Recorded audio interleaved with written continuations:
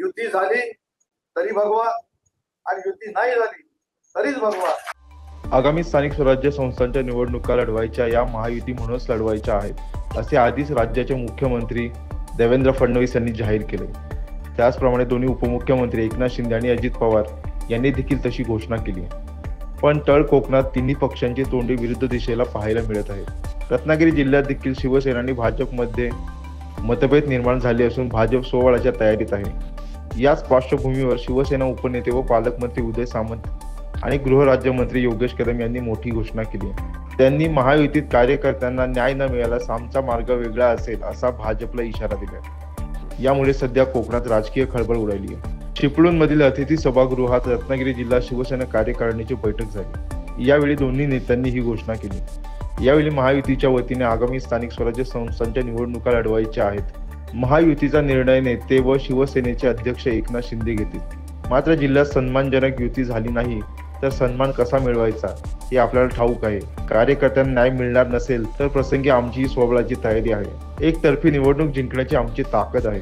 स्वबळावर देखील निवडणूक लढवून त्या जिंकू असा दावा उदय सामंत आणि योगेश कदम यांनी केलाय। यावेळी पालकमंत्री सामंत म्हणाले, पक्षनेते एकनाथ शिंदे यांनी महायुतीच्या माध्यमातून आगामी निवडणुका लढवण्याचा निर्णय घेतलाय।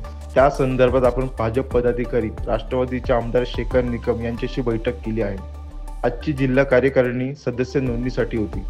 निवडणुका डोळ्यासमोर ठेवून प्रत्येक तालुक्यात किमान 50,000 सदस्य नोंदणी झाली पाहिजे। जिल्ह्यात रत्नागिरी आणि दापोली मतदारसंघात चांगला प्रतिसाद मिळत आहे। मात्र गुहागरमध्ये अत्यल्प सदस्य नोंदणी झालेली आहे। त्यामुळे येत्या 15 दिवसात चिपळूण गुहागरमध्ये देखील सदस्य नोंदणी वाढवावी असे आदेश सामंत यांनी पदाधिकाऱ्यांना दिले। यावेळी योगेश कदम म्हणाले, तळ कोकणातून येऊन जर कोणी स्वबळाची भाषा करत असेल तर आमची स्वबळाची तयारी आहे। एकतर्फी जिंकण्याची देखील आमची तयारी आहे। उपमुख्यमंत्री एकनाथ शिंदे आदेश देतील तो येथे पाळला जाईल, पण कोणी आमच्या कार्यकर्त्यांना लक्ष करणार असेल तर ते होऊ देणार नाही।